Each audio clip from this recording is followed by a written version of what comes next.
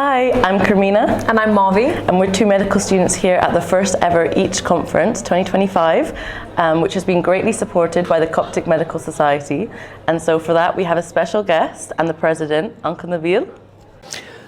Hello, and thank you for asking me to be interviewed. And I had a dream. It was a dream. I really wished that the second generation, be it young medics or students, to get together to revitalize the Coptic Medical Society. If this is to be expanded to cover Europe as well, that would be the mega dream. And lo and behold, it happened. So I'm a very happy chairman of the Coptic Medical Society. Very grateful to God. Actually, this has been the subject of my prayers every day for a year. And then again, as the day of the conference approached, I thought, thank God, my little prayer has been answered. You come true. They're coming true. So, Uncle, what was when you started? What was your vision? What steps did you take? So, obviously, we all have lots of dreams, but we have nowhere to start. So, how did you start? The start. I was involved in management of National Health Service for a number of years. The National Health Service also always goes through reorganizations. The last organization, which I happen to be the chairman of, was on the 30th of June 2001. I saw over the years how useful it is to get collaborative working. It was obvious to me that as you get people getting together, something good comes out. Much to the irritation of my wife, that on the 1st of July, one commitment of National Health Service management came to an end, and the Coptic Medical Society started. Yeah. But she said, when are you going to relax? Well, relax is a word that does not appear in the Bible. So you don't have to relax. You just carry on. Of course, you have to juggle things around, but there was a charismatic, lovely man, a priest, Abuna Mikhail Ibrahim, who is no longer with us. He was really the driving force. I told him, and he said, get going. And the first meeting was a modest meeting in Golders Green Church, where he was a priest. His 17th anniversary was on Friday, the 11th of July. He would be looking from above saying, well, it is lovely that you convene as young doctors and young medics on the 11th of July. His daughter, Mary, grew up, now a consultant, and she's a trustee in the Coptic Medical Society, and she's one of the main driving forces in what is happening in shaping this conference. I thank God again. Of course. And when you started it, did you ever think it would be this big? No. What was the vision like back in 2001? The vision was hazy. The vision was, I knew from previous experience that getting people together, something good was going to come out of it. What? I don't know. By 2004, we became a registered charity. It wasn't an easy thing, but it took us a while, and eventually we got a charity. What kind of team did you start with? How small was your team? Quite small. The first meeting was about 6-7 people. Wow. And then we were having monthly meeting, and then we got bigger, and we started having dinners in hotels and guest speakers. This carried on for a while, but the real turning point was when the Coptic Medical Society became a registered charity. Why was that important? Yeah. Because there is huge amount of deprivation in Egypt and later on in Africa. And we started a WhatsApp group, and we started saying, well, there is a charitable hospital that does all sorts of things for a very deprived community. We need help. But do you think? And all of a sudden, money started coming in. And do you think youth our age understand that level of deprivation? يعني we were lucky enough to grow up in countries like this. فممكن إحنا ما شفناش حاجات زي كده قبل كده، ما شفناش the level of deprivation that is in Egypt. That some other people, maybe our parents who grew up in those areas or who grew up just seeing people حتى على التلفزيون from just in the community, seeing that. they'd understand that more than we do. How do you think we can relate to that? The very valid point. You young people have brought up in an affluent society, and there is something called poverty indicators in this country. But quite honestly, it is laughable when you compare to the real deprivation and elsewhere in the third world. They are very, very affluent, yet they are called poor. So how do you see the real poverty? This is what Abuna Dawood is talking about. You need to have a first-hand experience. Princess Diana never understood what HIV was. She was Princess Diana. But when you go to an HIV unit and shake hands with an HIV patient, you know what HIV was. And this is the photograph that is recorded in the annals of history. So you need to go to Egypt, you need to go to Africa. Maybe Africa is easier because of the language. More Africans speak English than deprived people in Egypt. And see for yourself how much deprivation it is. And you are very fortunate in being trained in the medical world. I say medical, nursing, pharmacists, dentists, whatever. And we heard enough today that you can really A, understand, and B, make a difference. I think what you were saying as well, the Coptic Medical Society and other Coptic organizations, like for example, I've been on the Coptic Orphans 21 trip. That's when we had whole 3 weeks immersed I was in Asyut, and we got to see children who, they didn't have a father figure in their lives anymore, and you'd see how thankful they were for the environments they were living in. We complain if the Wi-Fi goes out, or if the weather is too hot. or like التليفون هنك, something like that. But they're living in Oda Sala, if that, with like a kanaba, and there's 7-8 of them, and they're thankful, and there are holes in the wall, and there are sockets everywhere, just loose wires. There's maybe one toilet for the whole family. But they're so grateful for everything that they have, and we maximize all our problems here. We kind of look through a lens where it's like every little problem is so much, we make it out to be so much bigger, but they see every little blessing as so much bigger. You are absolutely right. You are giving, but surely at the same time, you are receiving. It's an enriching experience. But you are giving. There is no doubt about that. I did 3 medical mission trips so far. One was in Thailand, in a very remote area, and one was in Ethiopia, and 2 in Egypt, one in Elmenia, and one in Manouf. They stick in my mind. What I saw there, I did not see in my 40 years of general practice. They are very special experiences. Have I been enriched? Yes, personally I have been enriched as a result of seeing people. Was I able to give something to those people? Yes, I believe I did. Be it teaching, or be it, I'm a GP, so I practice primary care, giving some basic advice, giving treatment. Wonderful, wonderful. And it was always 1 week a year, but stands out for the rest of the 51 years of that year. So God willing, I would like to go this year also to Cairo, to one of the clinics of Egypt Without Disease. And what would be your recommendation for any young medics, anyone aspiring to be a doctor, dentist? What would you say is the biggest advice you would want to give us, as Coptics as well, of course? Yes. So personally, I'm talking to young people. Build up your inner self. Build up through prayers and through the Bible and through serving the church and through the sacraments. You need to build up. You are very fortunate because you are studying medicine.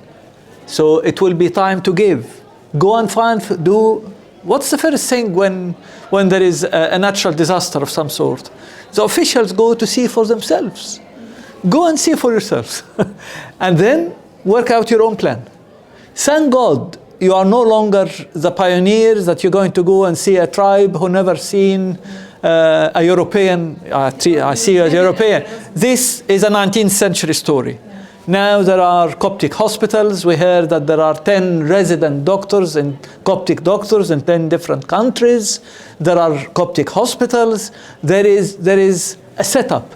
So you are no longer the pioneer who is testing the ground, who nobody, you could you are girls, you are not subjecting yourself to danger. You are in a much more secure situation. But go and see for yourself. And then you can work out a plan. How would you say we as Coptic youth and as medical students or other healthcare students, how can we contribute to the Coptic Medical Society? What is our role, or what roles can we take on to make an impact? Number one, you are all IT literate people, far, far better than the oldies like me. There is a state-of-the-art Coptic Medical Society website. Use it. It remains untapped. It has just been put together last year, and it is in a very state-of-the-art. Bishoy knows about this. And there is a young man called Martin, and you build up creating material, putting it in. I mean, I'm just quoting one example. But the real thing will be to go and see. You said you went and you saw for yourself the deprivation. And let this stay with you. Let this stay with you. And you've got 40 years ahead of you to do fantastic things. And through collaborative work. You will not be doing it on your own. You will be enthusing others to do the same. And if every one of us does a little bit, the structure will be fantastic. We can bring everyone together. Yeah. That is very important, especially being here with different countries. Obviously, we have people from Germany, France, Italy, us from the UK. How can we become more like united? What should we be doing to become more of a united Coptic society, less of individuals? Right. Build up a good network. And social media is, I'm staggered when I'm told that the social media work was done through each attracted 5,000 inquiries. Since when we have 5,000 inquiries, 99% of them will be young people. Of course. They exist, but they're just so. How to connect with them. So we are lost in on the online world, but we can make use of the online world. We can connect. I know that the young people in St. Mark's Church in London, they put a film together, a TikTok, that has got 1 million hits. Wow. Yeah. 1 million hits. So let the media not be our enemy. Let us make use of the media. And imagine 5,000 people giving 1 week a year every year. Imagine what that can do to the deprivation in Egypt and in Africa. Collaborative work and get going.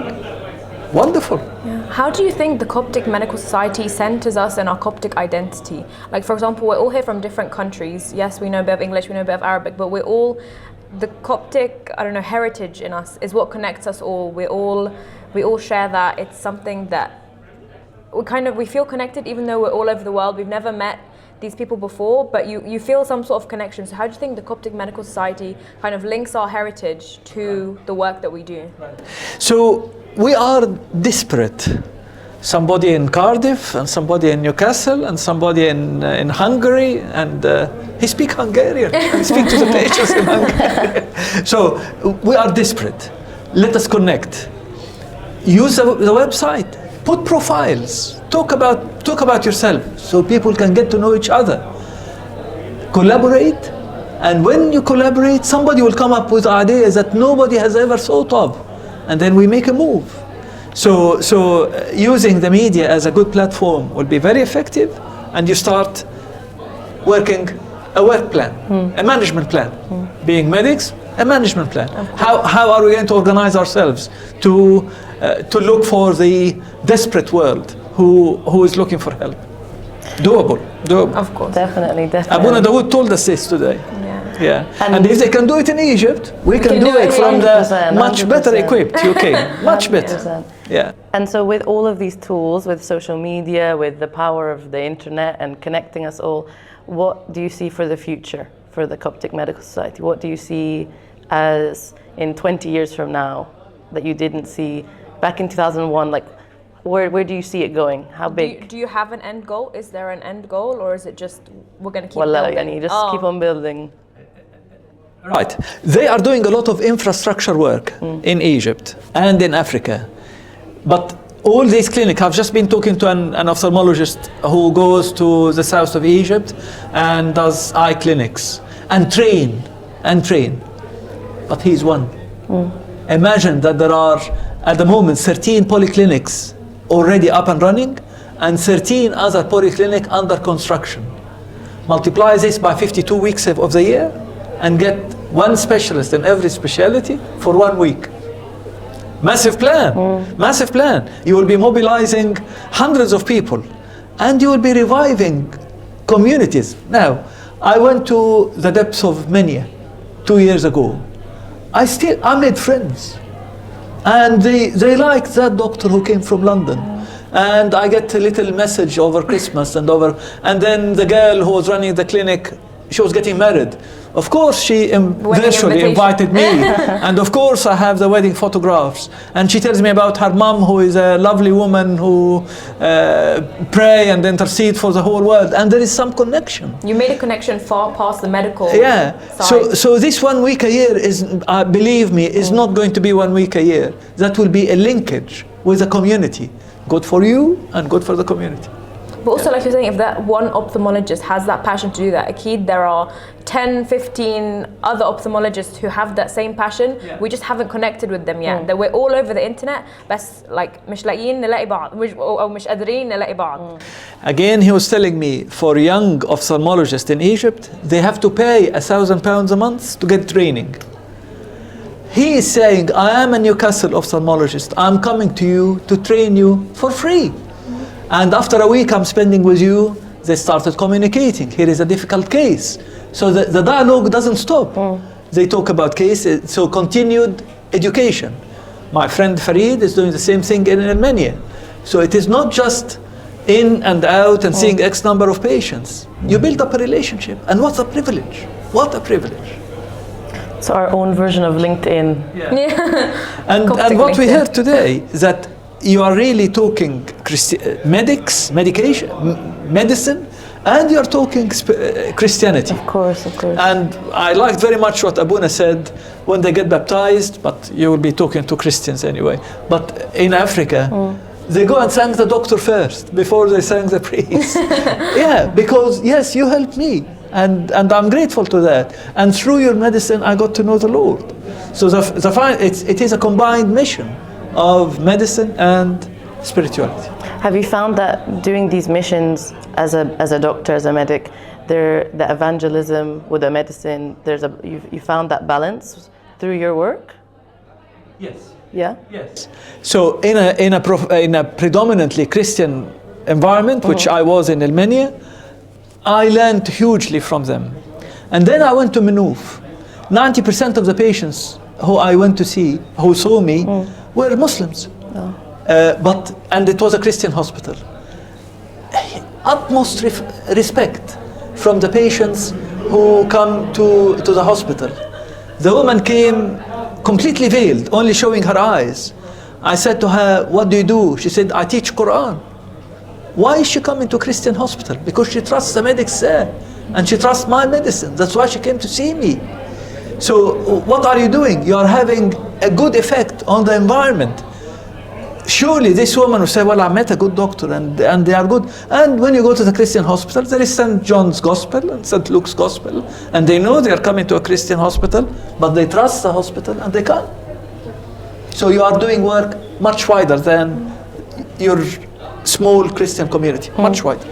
But obviously, to get to that balance, you must have had lots of trial and error and things that went right and things that went not so right. So how would you say for young medics our age, or even younger people starting medicine, how do we find that balance between being a good doctor or a medical student and knowing how to show the light of God through us, but not trying to we don't want the patient to feel like we're kind of forcing our beliefs on them, but to be able to show the light of Christ through the way we treat them and we serve them. Preach, and if necessary, by word. But preaching does not need to be by words. The vast majority can be doing your job properly, caring, and walking an extra mile with your patient without being burnt out. So you have to also to draw the limits. But walking an extra step will be much valued by your patients in your in your jobs in the UK, and they will say, are you really a Christian? And over the years I have been asked this question. So they asked, not that I tell them about Christ, they asked, what's this about you? That Well, you like are- I was hearing one of the doctors I talked to would always say before he goes into something, يا رب اديك قبل ايديا أو ماما بتقول لي يعني يا رب اتكلم على لساني. So the way we kind of keep him at the center of everything that we do. The Nigerian patients call me daddy. The Irish patient call me father. Why? Fine. Yeah, whatever you want to call me, you Whatever can. ones, Yeah, if I'm able to give some personal pastoral care without having to preach, without having to get the Bible out, they see it. They see it.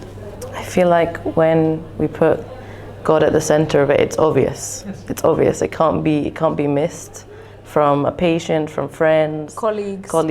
Yani it's the center of all of our True. work. Oh. True. Thank you so much, Thank Uncle. I think we learned so much from you. And I it's been a great pleasure to hear more about the Coptic Medical Society. You have been brilliant interviewers. So thank you. Thank you very We've much. had such a wonderful guest. Thank you.